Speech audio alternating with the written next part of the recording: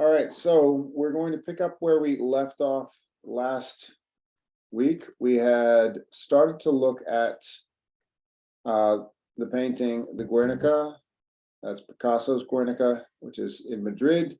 Ashley gave us some great supplementary material on Google Classroom. Hope you had a chance to look at it. And what I gave everyone last week to end class are 3 discussion questions. So what I'm going to do is I'm going to start out by putting everyone into breakout rooms. What inspired Picasso to paint the Guernica? I'll give you 3 per question. So I'm looking at the people right here. For this one, let's do Erica,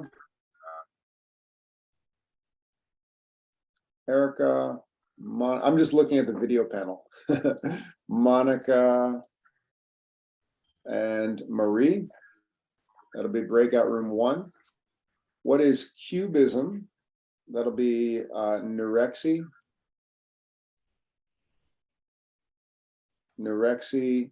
Andre, and Jefferson.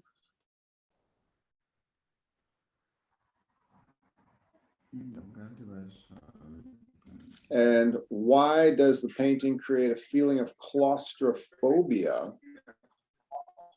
We'll throw everyone else into that one. That'll be Mariana, Marie,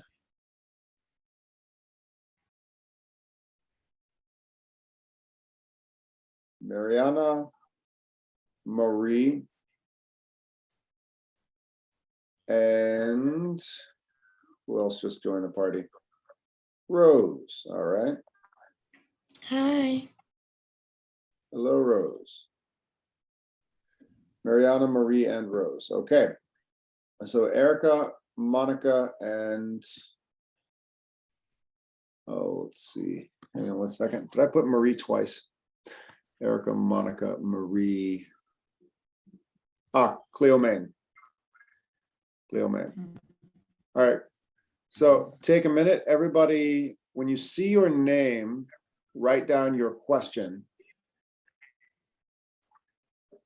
And I'll create the breakout rooms, okay? So breakout room 1, what inspired Picasso to paint the Guernica? That'll be Erica, Monica, and Cleomane. That'll be breakout room 1.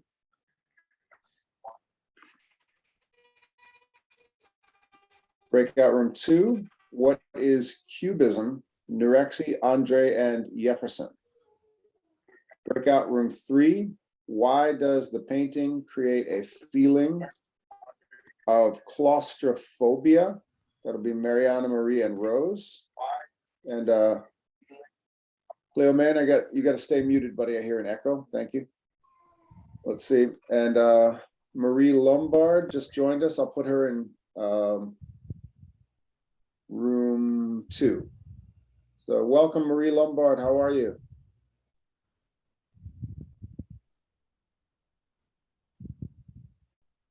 All right. Okay, so if you see your name, write down the question.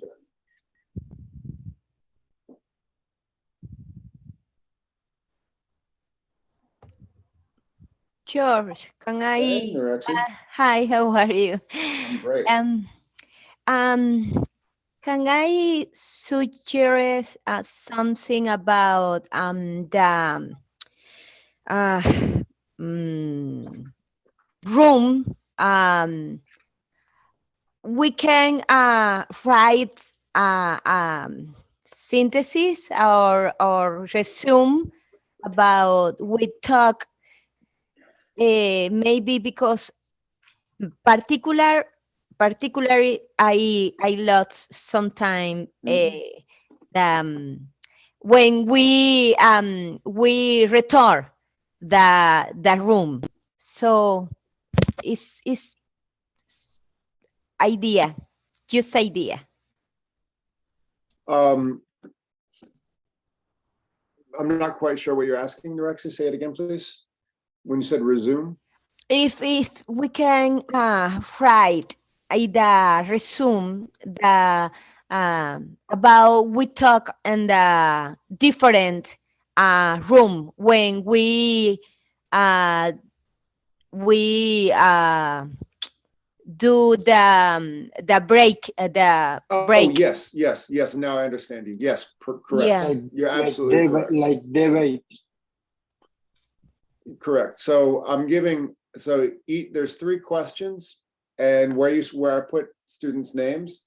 So this will be breakout room 1, question number 1.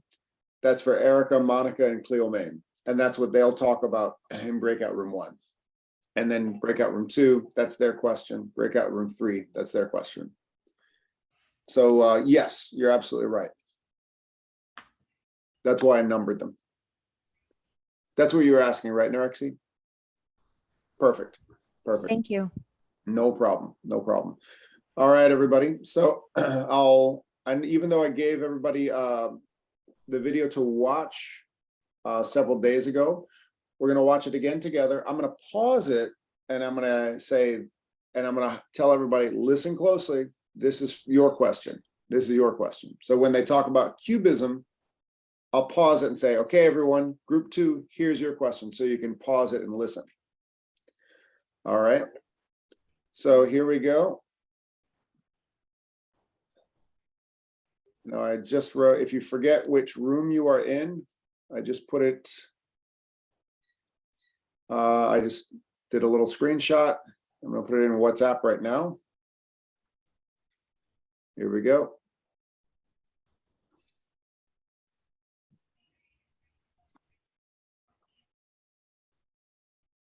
Okay, so that's in WhatsApp if you forgot. And here's what we looked at last week. I will pause it when it gets to each individual question. Okay.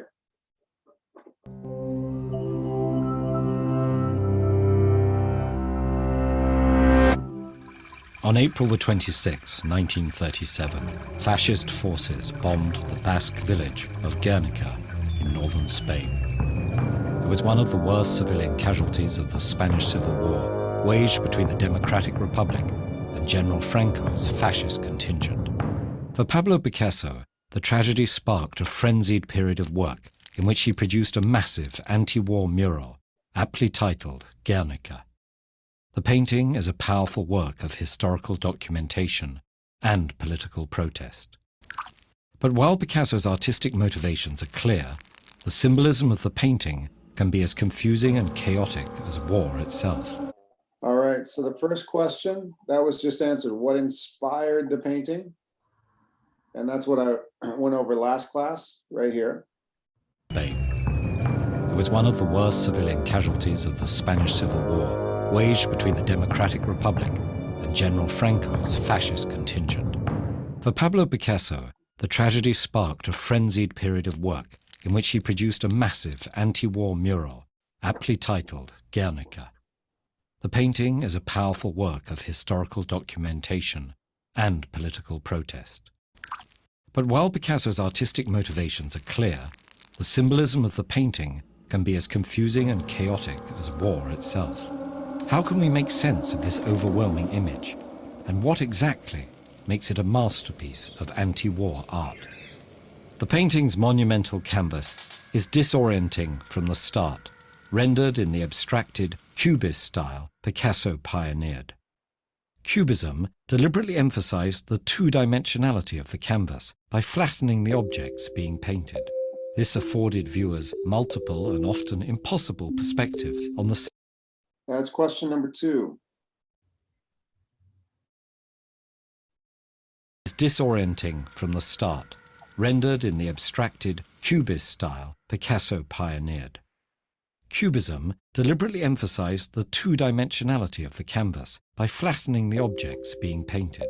This afforded viewers multiple and often impossible perspectives on the same object, a technique considered shocking even in Picasso's domestic scenes. But in this context, the style offers a profoundly overwhelming view of violence, destruction, and casualties. Multiple perspectives only compound the horror on display sending the eyes hurtling around the frame in a futile hunt for peace. On the far left, a woman holding her dead child releases a scream, her eyes sliding down her face in the shape of tears and her head bending back unnaturally to echo her baby's. There is a statue of a soldier present below, but he is unable to defend the woman and child. Instead, his broken body lies in pieces, his arm clutching a splintered sword in a signal of utmost defeat. The tip of his sword meets a woman's foot as she attempts to flee the devastation, but her other leg appears rooted to the spot, locked in the corner of the canvas, even as she stretches to move it. Another victim appears behind this slouching figure, falling helplessly as flames lick around her. She too is caught in her own hopeless scene. Each of these figures bordering the painting are horribly trapped, giving the work an acute sense of claustrophobia. And where you might expect the canvas's massive size to counteract this feeling, its scale only highlights the nearly life-sized atrocities on display. Some possible relief comes from a lamp held tightly by a ghostly woman reaching out her window. But is her lantern's hopeful glow truly lighting the scene? Or is it the jagged light bulb, thought to represent the technologies of modern warfare, which illuminates her view of the chaos below? From the coffin-like confines of her window, her arm guides the viewer back into the fray to perhaps the most controversial symbols of all: two ghostly animals caught in the destruction. Does the screaming horse embody the threat of Franco's military nationalism, or does the spike running through its body convey its victimhood? Does the white bull represent Spain, the country of matadors, and a common theme in Picasso's work, or does it stand for the brutality of war? In this scene of strife, these animals raise more questions than answers, and additional elements hidden throughout the frame offer even more secrets for close observers. At the top of the canvas flashes a bird desperate to escape the carnage. And the abundance of animals on display may hint at the bombing's date, a market day which flooded the streets with villagers, animals, and other potential casualties. Like the bombing of Guernica itself, Picasso's painting is dense with destruction, but hidden beneath this supposed chaos are carefully crafted scenes and symbols carrying out the painting's multifaceted attack on fascism. Decades after its creation, Guernica retains its power to shock viewers and ignite debate, and is often referenced at anti-war gatherings around the world. Hundreds of viewers have grappled with its harsh imagery, shattering symbolism, and complex political messaging. But even without a close understanding of its complicated subtext, Picasso's work remains a searing reminder of the true casualties of violence. Now, I forgot to pause it at the mention of claustrophobia, but I will do that right now. So question 3, why does the painting give a feeling of claustrophobia? That is right over here.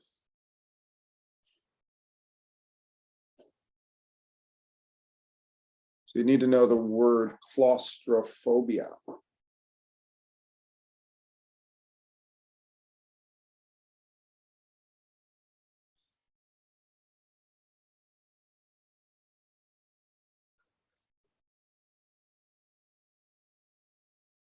Here it is. Mental canvas is disorienting from the start, rendered in the abstracted Cubist style Picasso pioneered. Cubism deliberately emphasized the two-dimensionality of the canvas by flattening the objects being painted. This afforded viewers multiple and often impossible perspectives on the same object, a technique considered shocking even in Picasso's domestic scenes. But in this context, the style offers a profoundly overwhelming view of violence, destruction, and casualties. Multiple perspectives only compound the horror on display, sending the eyes hurtling around the frame in a futile hunt for peace.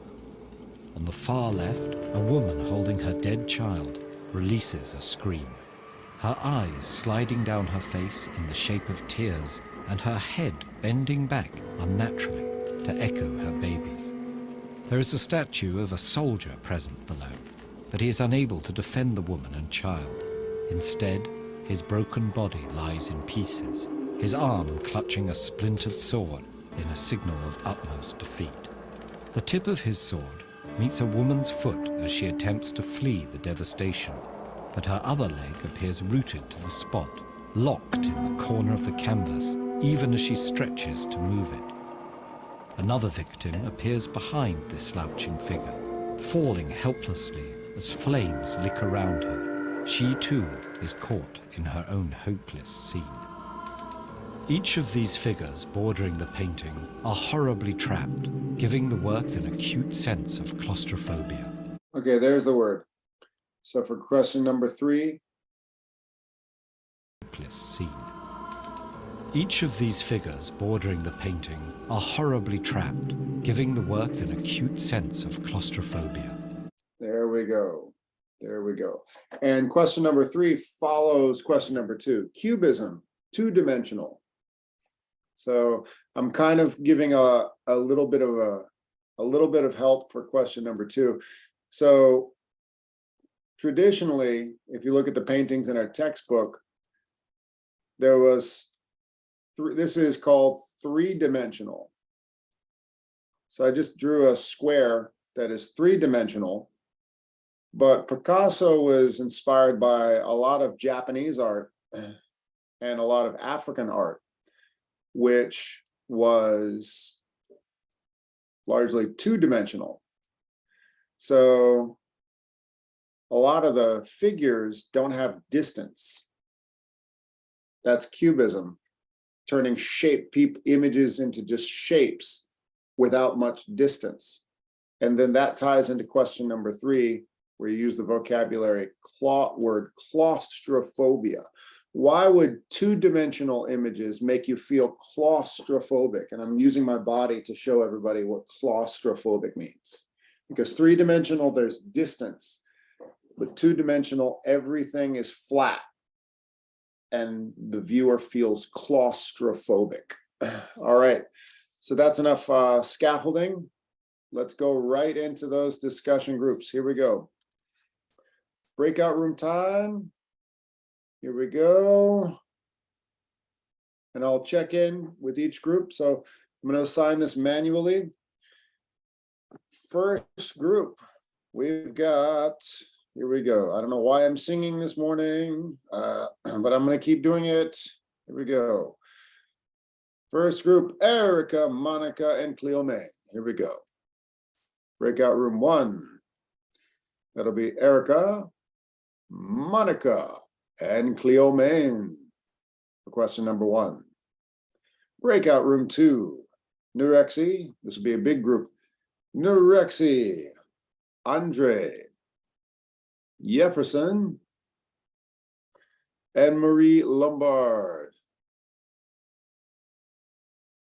Breakout room number 3, we've got Mariana, Marie, and Rose. Now, if you did not write down where you are and which question you have, it's in the WhatsApp group, but I'll jump into each room to make sure you've got the right question for your conversations. Okay, you can join your breakout rooms right now. Take it away. Join your breakout rooms. Discuss this phenomenal painting.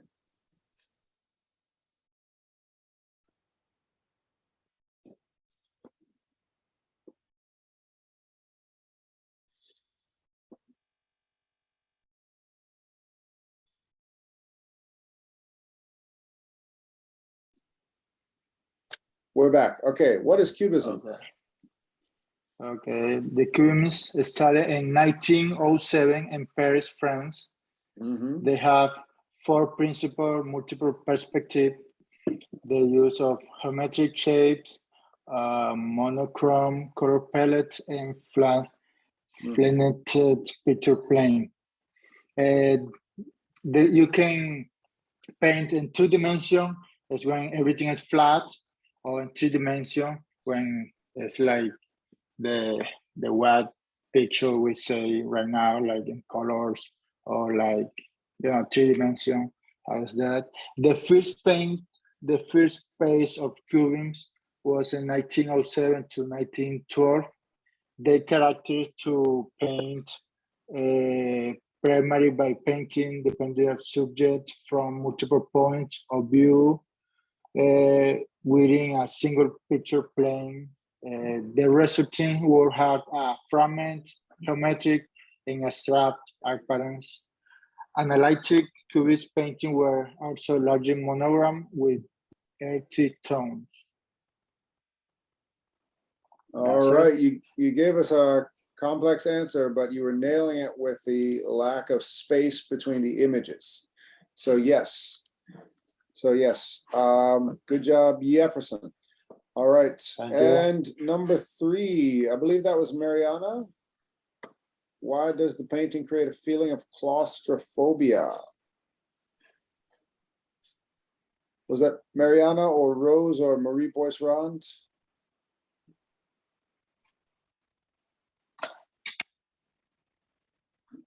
Hello? Oh, wait, we lost Mariana. I'm gonna see if we can get her back. Who else was in that group? Let's see.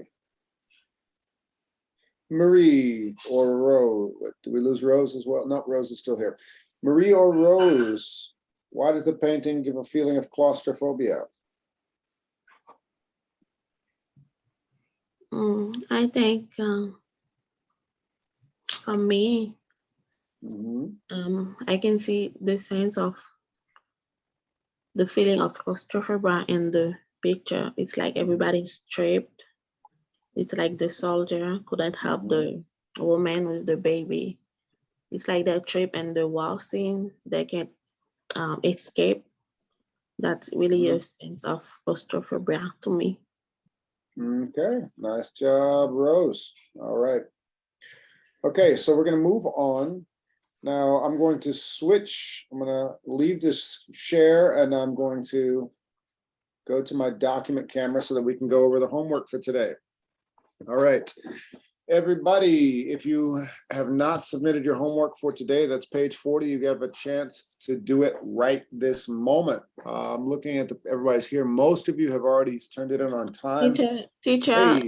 George, I'm sorry to interrupt you. Yeah, I still can't access the classroom as I told you. It's like I'm removed from the classroom. Okay.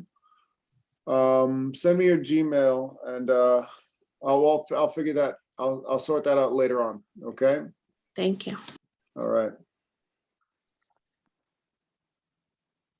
Here we go.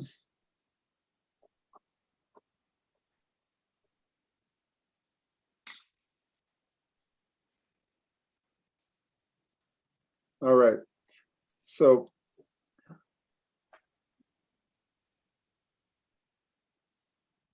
okay.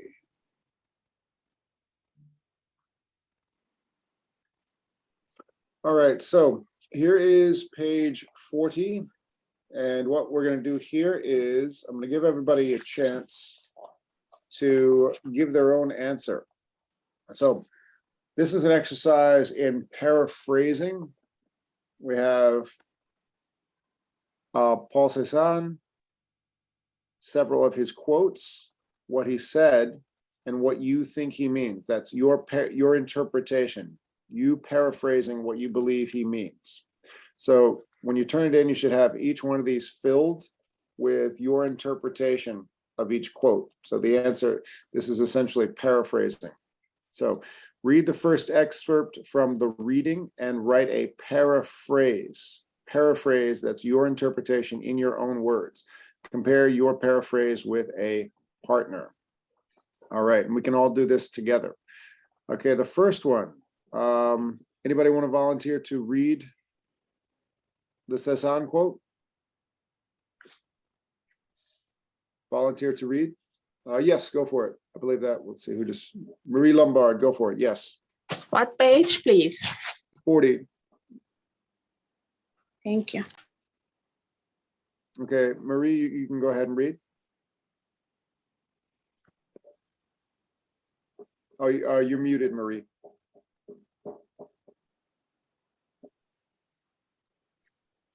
Sorry, thank you. No problem. It is our business as artists to cover the thrill of nature's permanence along with the elements and the appearance of all its changes. All right, lovely. So take a minute. If you have not written your own interpretation of what this means, take a minute to do it, and then we can Can I share. say my what I think? Sure, you'll what be I the mean? first. So we'll start with Jefferson, and we can get another. But I want to give everybody a minute. If there's, since the assignment's due about 12 o'clock today, if anybody has not done this, go ahead and do it right now. You can I'm write it in just right one. now. Josh, Mm-hmm. I'm not sure if you're tuning in, so I'm just want to make sure. No, you if did. You did. Okay, I already gave okay. you credit for it. So you know, Okay. Jefferson, you're all set with this assignment. I'm just going to give Okay, everybody. good. If anybody's catching up, I want to give everybody time so that we Okay, can thank you. compare. No I problem. But was you'll be confused. first. Yep. That's not a Okay. problem. So what I'll do right now is I'll set the timer. If you did not finish this, I'm going to set the stopwatch right now. Here we go. Okay, there it is. 1 minute. So that's the Cezanne quote, 1 minute. And when it beeps, we'll hear from Jefferson and we can hear from somebody else.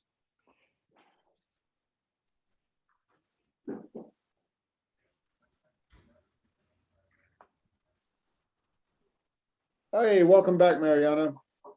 We are on page 40. We lost you there for a moment. So yes, page 40. If you didn't finish this, you can do it right now.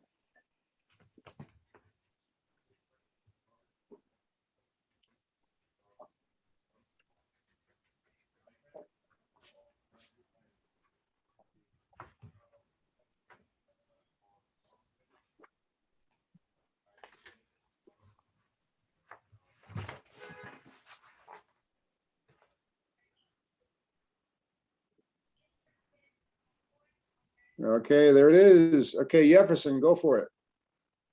Okay. He said every artist have the choice to convey the truth at the moment to start painting. You're saying every artist has the what? Have the choice to convey the truth at the moment they start painting. Every artist has the choice to convey the thrill of the moment to start painting. Okay. Yes. All right. Anybody else want to give their interpretation of what he means? Me, teacher. Go for it, Erica.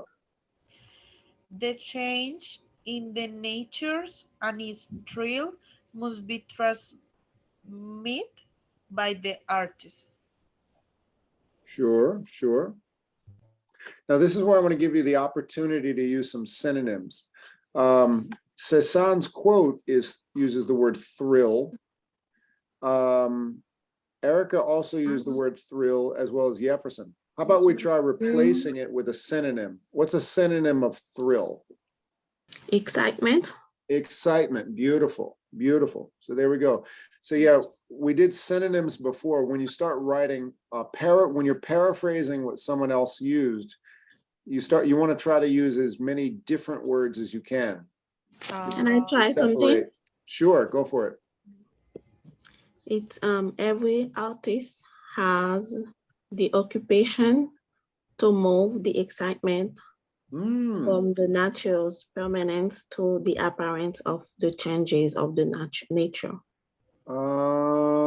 Pretty Kind of good. lost at the end. Except the problem is the last thing you said was Yeah. word for word. The last thing you said was exactly the same. So you want to make it your own words.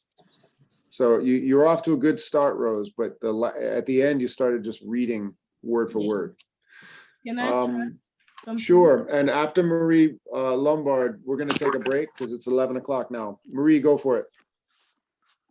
The artist should transmit the symbiosis between the permanence of nature and elements and all change too. Pretty nice, pretty nice. But I'm going to challenge you, give you the same challenge. Permanence. Cezanne uses the word permanence. What's a synonym of permanence or elements? Try to use different words to explain your interpretation. That way you can distinguish your writing from the original quote. Just an exercise. Good work, everybody. Let's take our break and we'll finish this when we come back. Here we go.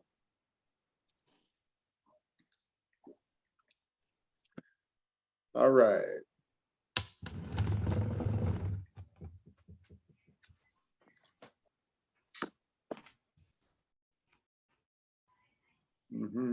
Okay. Here we go. Whoop, I forgot to set the timer. 10-minute break. Everybody relax. Good work. And we'll come back soon.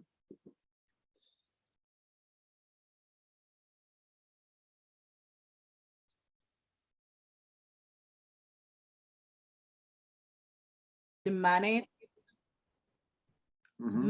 revolution as well, but he did not share his fellow impressionist interest in slice of life subjects in movement and in change. Instead, his goal was to make of Impressionism something solid and doable, like the art of the museum. Very good. Now, one thing about paraphrasing, it's best not to try to interpret it word for word because it's really complex. Just focus on the main idea. What is he talking about? And put it in your own words. Who would like to be the first to share?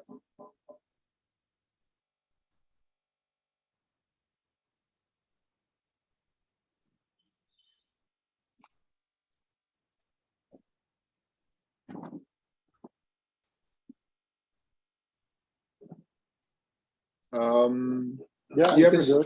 Sure. Yep. I was about to ask because I saw Jefferson's hand up. Okay, Jefferson, go for it. Let's hear yours first. Okay. Cezanne said himself the goal of transmitting his work so that it would be achieved in museums and go down in history. Okay. Yes, but it doesn't, his point about how he was different from other impressionists. But that was different.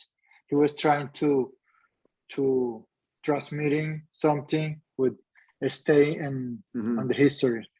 Yep. And you can archive a museum or I don't know. That's Okay. what I. Yeah. All right. So yeah, I'd say the first part, yes, but this quote, a big chunk of this is about how he was different from his contemporaries. Sure. Yeah, go for it, Marie.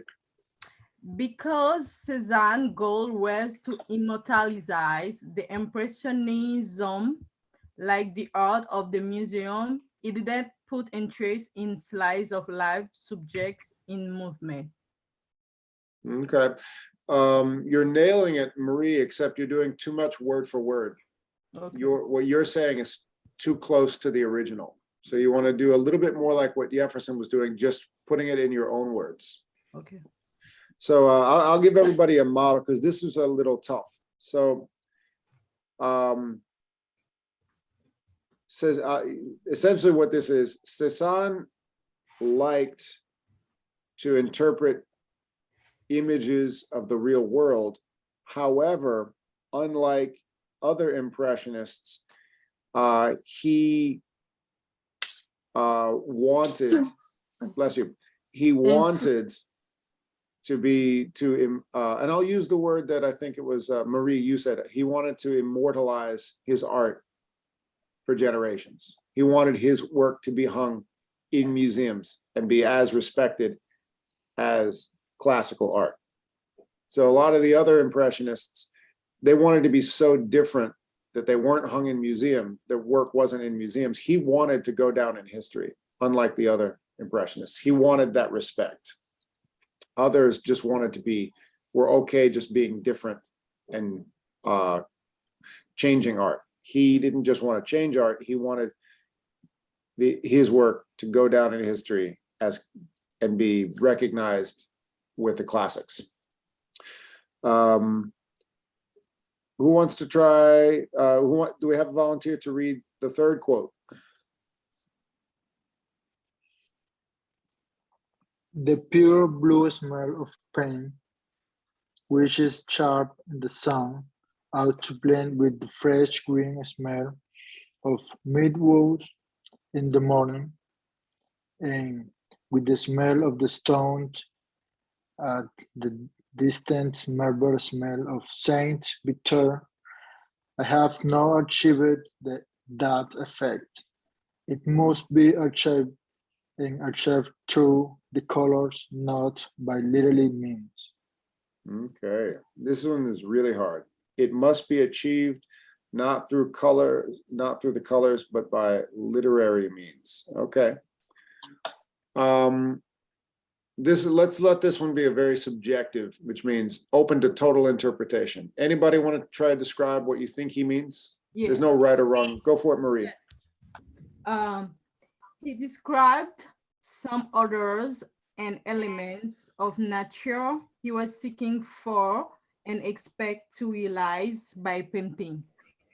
Yeah, that makes sense. That makes sense. Sure. Anybody else want to try that one? He wanted to transmit the common smell of a morning in the forest through the colors of his work. Sounds good. Sounds good. Anybody else want to give it a shot? Me. Sure. It's important that the painting throughout colors can transmit sensation and smell as pine or shade in the sun or the fresh green smell. Sounds good. I think I said this one was pretty, I thought this one was super difficult, but it looks like everyone really took to it and is enjoying this. Nice. Let's finish the last one. Who wants to take number 4? Anybody want to volunteer to read this?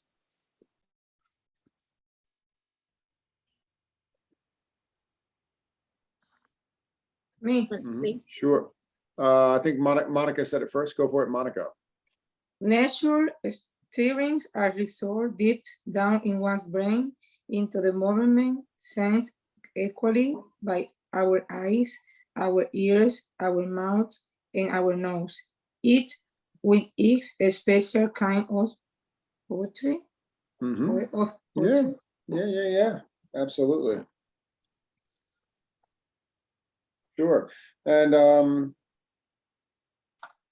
this one, this is lovely. I'll give this I'll use my stopwatch again for this one because I want to hear how everyone can interpret this one. All right. So 1 minute, everybody think for a moment. If you haven't finished that one, what is number 4 all about? What's Cezanne talking about here?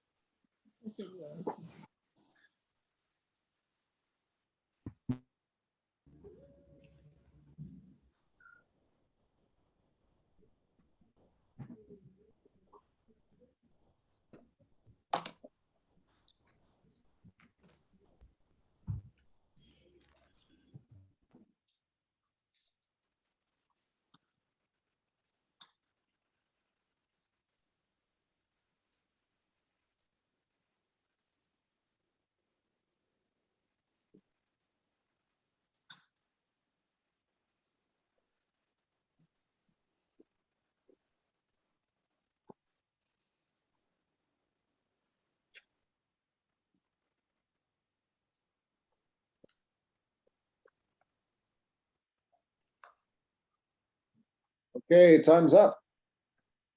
Who wants to share? What do you have for number 4? Me, teacher. Go for it, Erica. We perceive nature through our 5 senses, which allow us to appreciate its movement as poetry. Lovely. Nice. Jefferson. Jefferson, go for it, Jefferson. We all have poetry in our brains. All you have to do is smell, taste it, and see around to you. I like that. We all have poetry in our brains. Cool. Okay, who's next? Measure the nature is like the human emotions, because the nature movement, the human movement, the root of everything is the special thing. Mhm. I don't know. The little face. Everything is a special thing. I think you ran out of English there. You had the idea, but you ran out of English. Everything is a thing. Yes, it is, Monica. You're absolutely right. All right. So good work, everybody. What I'm going to do now is I'm not going to share my screen to show you Google Classroom. If you heard me typing a moment ago, I posted the next assignment, which will be about Jackson Pollock, where we leave the Impressionists and go into abstract art. Very, very. If the Impressionists were a little bit different, this stuff was very, very different. So that's pages 48 and 40. Yes, 48 and 49, and then a very short true or false exercise on page 49 that we'll go over. That one's more of a reading than anything else. So next class, we'll read about Jackson Pollock, and I'll show you a video clip of Ed Harris, an actor portraying Jackson Pollock, reenacting one of his paintings. It's pretty nice. So that'll be fun for next week. Not next week, Thursday. And right now, I'm going to pivot the class to a discussion. So this is basically the midterm right now. We have only 6 more weeks left of regular classes because December is just interviews and discussing next steps. If you haven't talked to Antonio yet, you will very soon. So in December, we're pretty much done with our regular assignments, and we just talk to you individually about what you want to do next. So our goal is to get as many people as we can confidently to start English 111 in January of 2023. So when I say confidently, that means if you can follow along with this class and keep up with regular assignments, that means we can send you to college with confidence. If you cannot, that means we cannot confidently send you, and we have to find a workforce path for you. So next class on Thursday, I'm going to show everybody how we'll discuss grades, but right now I'm going to show everybody how to check grades on Google Classroom. Actually, you know what? I'm going to save that for Thursday. I'm going to pause. I'm going to save that for Thursday. What I'm going to show you is actually a chart for discussion. Okay. So you are international students. Did you consider yourself an international student? Yes. Way! Excellent. You are taking classes, and you're from another country. You went from one country to another country, and you're taking classes in a school. That makes you an international student. So here's a statistic from Project Atlas that I find interesting that I'd like to open up for discussion. All right. As international students, here's a chart. This is data generally from the United Nations. The chart itself is from Project Atlas. So these are the countries in the world that have the largest international student population. So take a minute here and let's start to discuss. What do you notice from this chart? And the data is from 2 years ago, 2020. So it's not today, but close enough. So the last 2 years. Okay, but they came to USA to study, or this? Yeah. Okay, yeah. I Yeah, got so you. international student population, that means foreign students living here to study. Okay. But that means the Go ahead, Jefferson, yeah. Does that mean the classes or the college or Good question. So college, college or secondary school is usually what this means. okay? Good question. So like, usually this wouldn't include like primary school data. So high school, college. The USA has a double of population than the other nations. Absolutely. Good observation, Erica. So yes, the US has over 1 million international students. So if all of our foreign students were in one place, that's the population of a city. Other thing is the United States is the size is very it's big. It's Yeah. bigger. The second is the English. You can to speak English in Japan, in Germany, in Russia, French. The English is one reason. The English, the USA is the most international students population. There's a bit of a caveat there. The French don't like speaking English at all. If you study in France, you have to speak French. Germany, however, has a lot of English-speaking programs. I have actually a friend in grad school in Germany, and her classes are in English. China has very few English-speaking programs at the college level. For the most part, people who study in China learn Chinese and study in Chinese. Australia, English, definitely. Canada, French and English. UK, English, US, English. Russia's got a good international student population, but I have no idea how much English is used in Russian schools. Japan has a few international high schools and college programs where English is used, a bit like South Korea, but for the most part, it's in Japanese. And I'm not quite sure about Spain. So I don't know about Japan and Spain or Russia. I do know about these others. But to your point that English is a versatile language that can be used in many places, absolutely.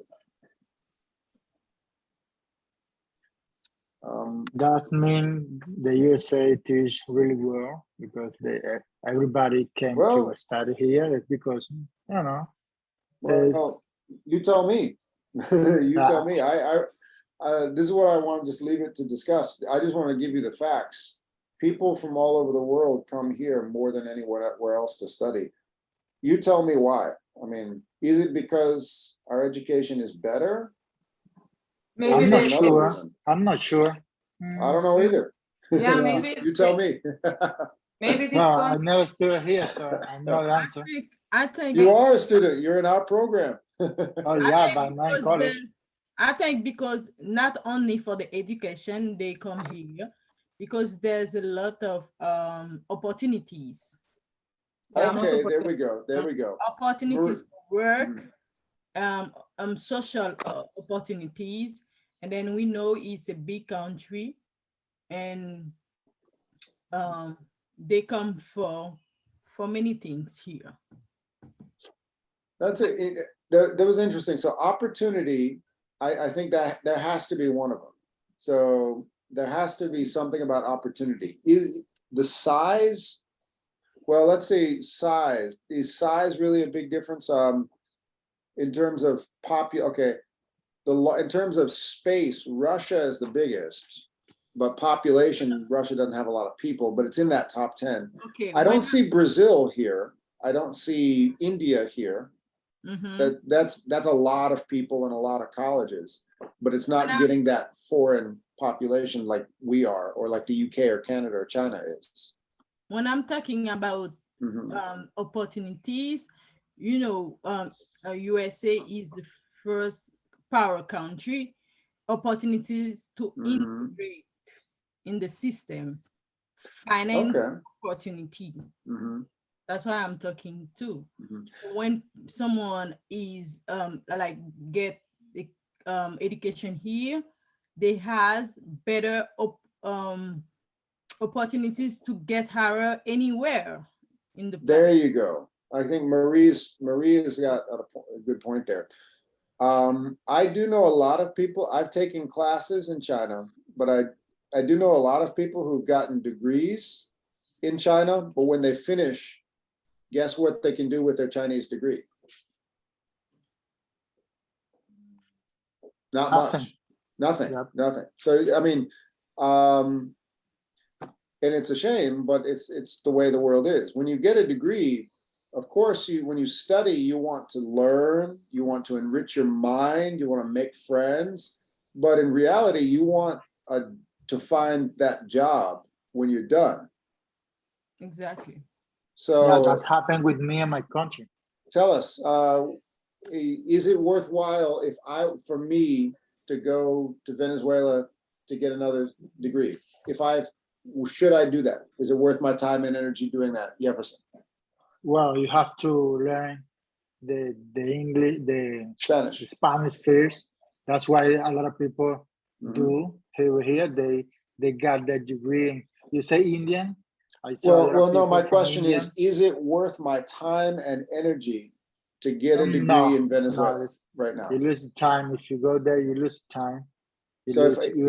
if I go to Venezuela to become an international student, would you say is that time well spent or no? No, that's not a good Okay. idea. I mean, teacher, if you try Yeah. Spanish,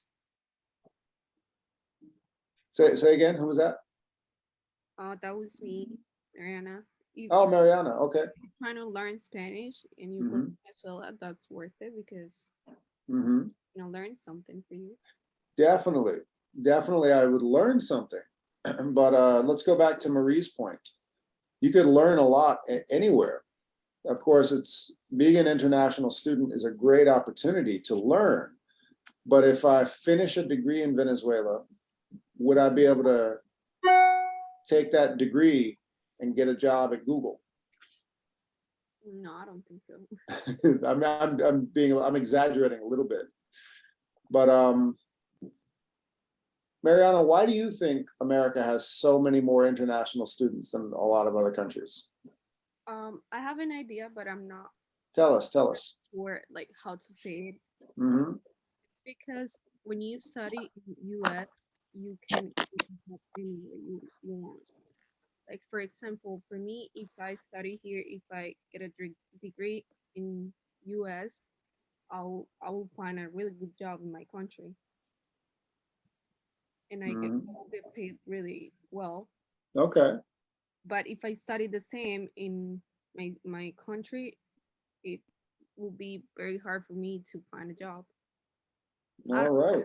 Yeah. Is that your goal, Mariana, to go to college in America? Not really, but Okay. I want to go to college and just work here. I mean, I have a life here, so So you do want to study in college in the US? yes. Okay.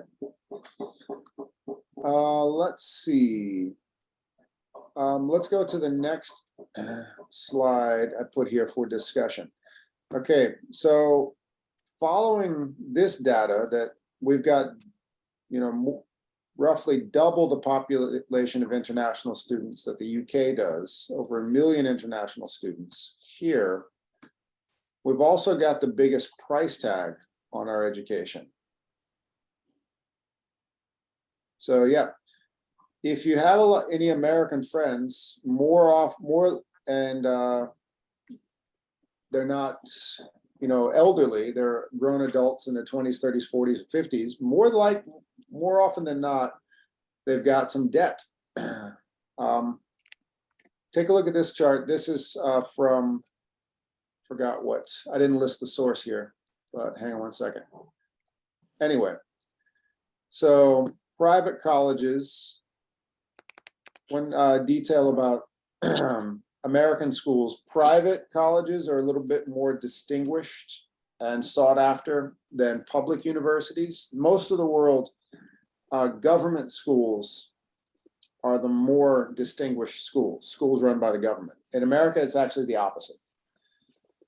So Harvard, Yale, Princeton, those are private schools. They're not, there's no government oversight. Those are the most expensive. And this is an average. So average, just a roundabout average. And this is annual tuition. This is public out of state. So if you were going to study in, say, Pennsylvania, Maryland, Connecticut, another state, public in-state, this is the most affordable option. So say going to UMass, that's an average cost. And that's if you're taking 4 classes per semester. So it's a lot of money. Excuse me, teacher. Yeah. This is the semester? Annual. Annual. So per year. So I'm going to say that again, annual per year. So this is annual.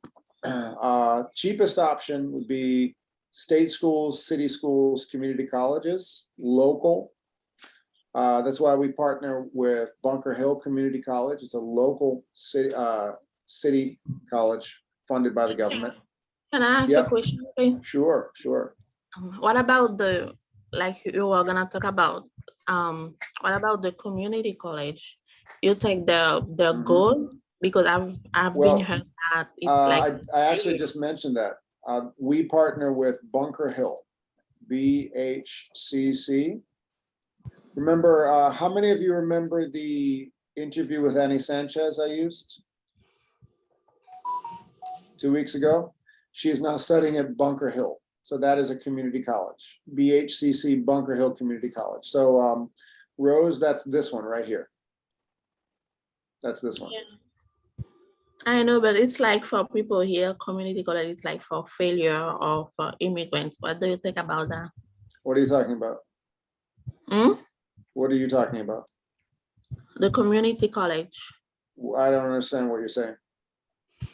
Some people say it's for failure, like people that been here and then they wasn't, that. Well, I would find that pretty, I would find that pretty offensive. I don't know who told you that. I saw that this and a movie. Well, okay. I would find that very offensive. Yeah. That would not make me happy. So if somebody's telling you that, Rose, I would advise you to make some new friends. Anyway, so these are, so your most affordable options are public in-state, out of state, more expensive, private, that's really, really expensive. So people from around the world come here and spend all kinds of money to get these degrees in America. And one reason our program, why we at level 6, why we focus on college readiness is we don't just throw you into a situation in college unless we believe that you can handle it, because you will ruin yourself financially. If you go to college and you're not ready to study, you're not ready to keep up with the assignments, you're going to have a lot of debt. You're going to owe money to a lot of people, and you might owe money for the rest of your life. It'll make it very hard. You'll make your situation in this country worse. If you are ready, you'll make your situation in this country much better and have many opportunities. But if you are not ready, you're going to be creating problems for yourself. Does that make sense? Yes. Yes. Okay, good. 1 second. Please. Excellent. How do you pronounce that word? Average tuition? Tuition. Tuition. Average tuition. Thank you. Average tuition. So now we're in the midterm right now. The reason on Google Classroom, you can see assignments completed and assignments not completed.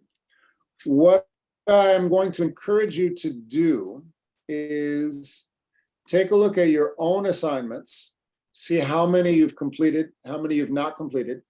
I'm not going to show this on the screen right now. I don't want to embarrass anybody who's missing a lot of assignments. Some of you are doing great and you've completed most of your assignments, and that tells us that you are ready.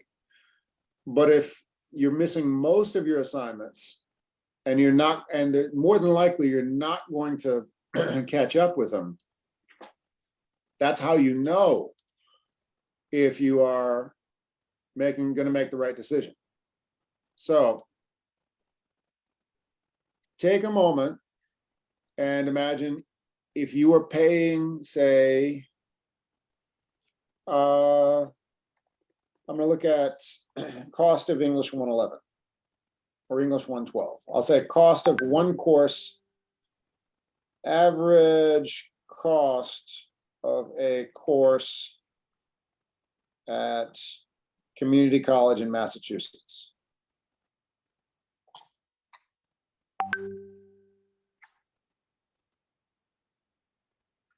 Okay, so cost of a single course, I'm just going to give you a number. All right. All right, so per credit, we'd look at, say, $200 per credit. If the course is, say, 3 credits, we'd look at, say, $500-600. If this were a college class for college credit, and you were paying $500 for the class, take a look in your Google Classroom right now and think to yourself, would you be happy? Yes, I've made the right decision. I'm passing this class. I'm getting good grades. I could apply for scholarships. I'm going to move forward. Or would you look at your grades and say, oh man, I just wasted all my money on this? Take a moment and think, if this were a college course, how would you feel? Would you feel that you had wasted your money, or would you feel you'd made the right decision? And this is subjective, it's personal. Would you feel you've made a good decision, or would you feel you had wasted all of your money? Take a moment, and then I will put you into a breakout room to discuss. And you can talk to each other.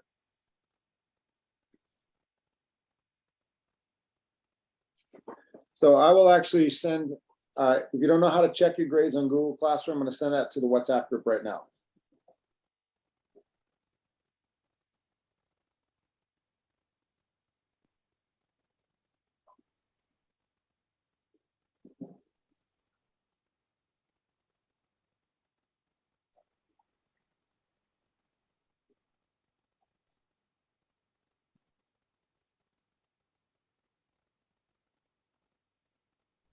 Okay, so in WhatsApp, this is how to check your grades.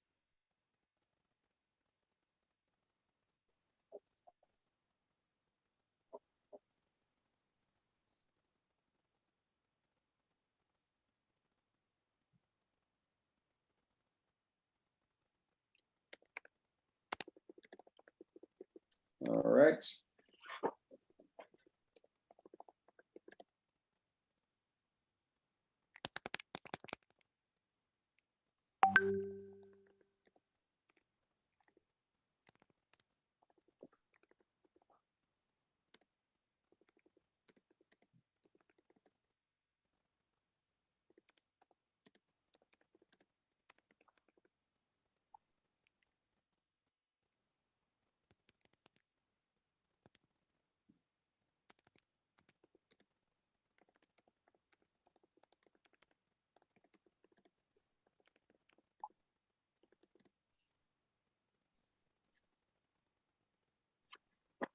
Okay, everybody, so take a moment, reflect, discuss this in breakout rooms. I'm gonna make 2 breakout rooms, talk to each other. Would you feel like you wasted your money, or would you feel like you'd made the right decision?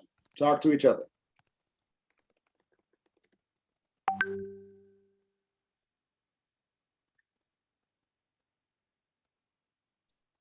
Okay. Everybody understand the question? Yes. Excellent. Okay, go for it.